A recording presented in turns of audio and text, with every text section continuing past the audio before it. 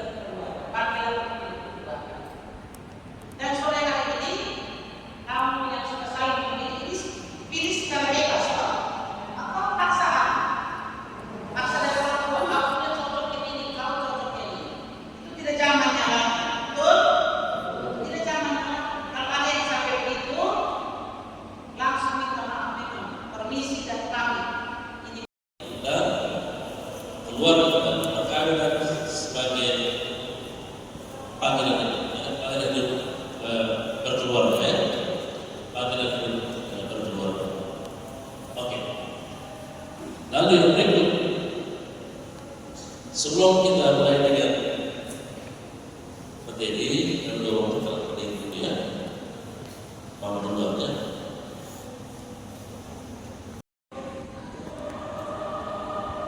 Profesor Menang,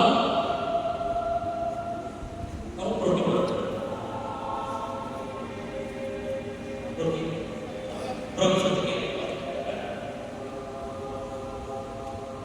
Kita mulai dari materi kita ya. Materi kita tentang panggilan hidup dalam keluarga. Keluarga. Baik, sedikit penyampaian juga calon pasangan yang terkasih. Mengapa kami sekarang ini mau menunjukkan kepada kamu bahwa nanti sesudah kamu nikah, nanti kamu masukkan di dalam komunitas ME. Jadi itu pasangan suami istri. Itu nanti dulu dia ada syaratnya itu 5 tahun perkawinan bisa masuk bersama. Dan dari saya mudah-mudahan berkenan kalian semuanya. Dan ini saya sampaikan terima kasih banyak kepada teman-teman. Apabila ada yang kurang berkenan sikap kata seterusnya kurang berkenan apa Bapak Ibu sekalian. Karena rezeki dan memberkati dengan kalian sekian dan terima kasih.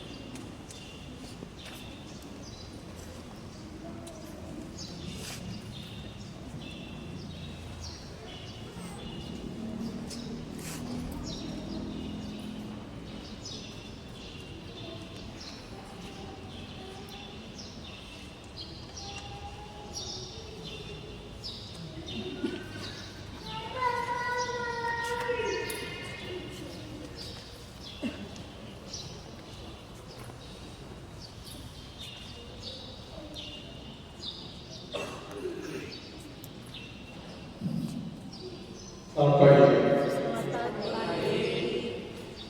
Bisa sampai satu ya. Berapa orang?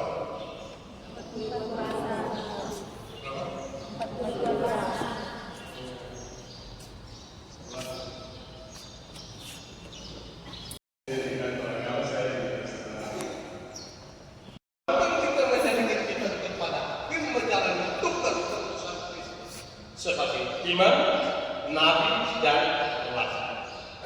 Apabila menjadi imam dan keluarga bertanggung jawab untuk keputusan tamu. Menjadi nabi mewartakan kebaikan, mewartakan firman kesaksian-kesaksian yang utama. Dan menjadi raja bukan untuk memimpin, bukan untuk memukul istri, memukul suami, tetapi menjadi pelayan sedang. Pelayan sedang. Amin. Setuju? Setuju. Ini deklarasi saya. Saya hanya baca. Lebih tegas, ucapan lebih jelas. Wow, orang minum kopi di puncak bukit sana di dalam gereja.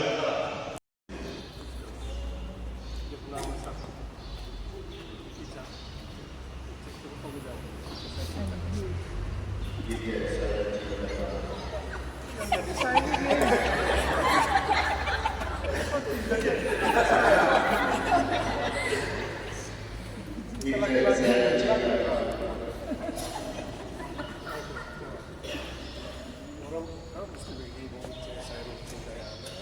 Jauh-jauh ini memang kamu belum kompak.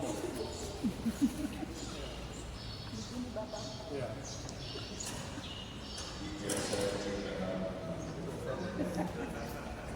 Terima kasih, saya juga mencintai kamu. Kan di saya. Kita saya dari mana itu? Siapa anak siapa itu?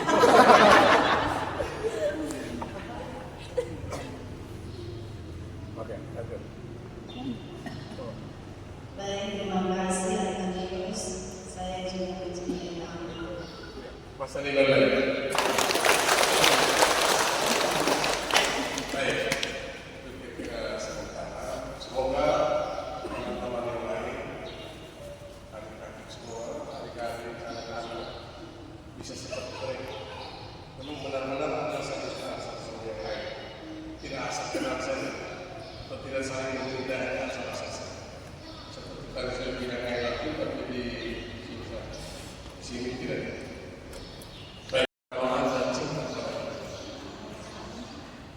Bilang saja, I love you. Kamu dua bilang, kamu dua bilang, itu saja.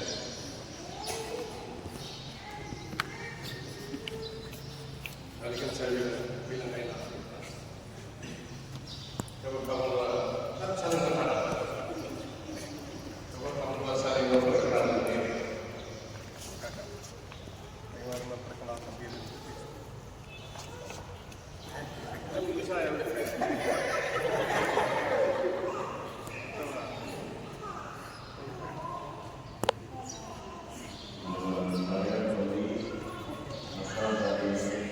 Untuk istri yang ini, saya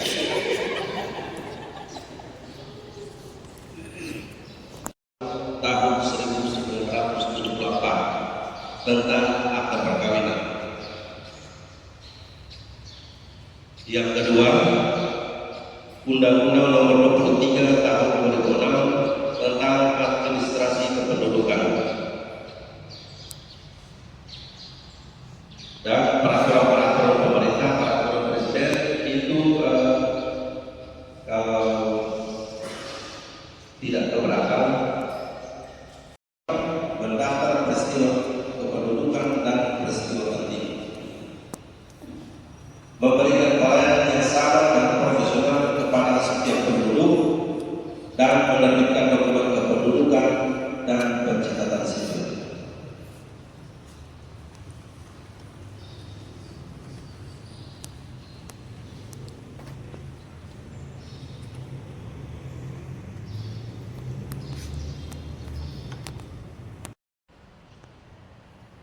Baik, nama saya Alfred Merah, biasa dipanggil Fred. Baik, saya ketua kelas, tapi juga sebagai calon pasangan kursus untuk mengikuti kursus persiapan pernikahan di Gereja Katedral Atambua. Ya. Tujuan mengikuti kursus adalah untuk pemahaman dan pengetahuan yang luas tentang tentang perkawinan itu sendiri, dan juga tentang martabat dan memahami nilai-nilai dari perkawinan itu sendiri. Lalu yang berikut pesan dan kesan selama dari hari kemarin sampai dengan hari ini, terutama bagi para pemateri, materinya bagus, dan pemateri yang sendiri juga merupakan orang yang semangat dalam memberikan materi kepada kami 42 pasang untuk mengikuti kursus di Katedral Atambua, dan materinya bagus-bagus. Pesan dan kesan bahwa untuk kami 42 pasang menjalani apa yang sudah kami ikuti dari kemarin sampai dengan hari ini, menanamkan nilai-nilai kehidupan, nilai-nilai moral, nilai-nilai aspek rohani dalam kehidupan kami selanjutnya. Terima kasih.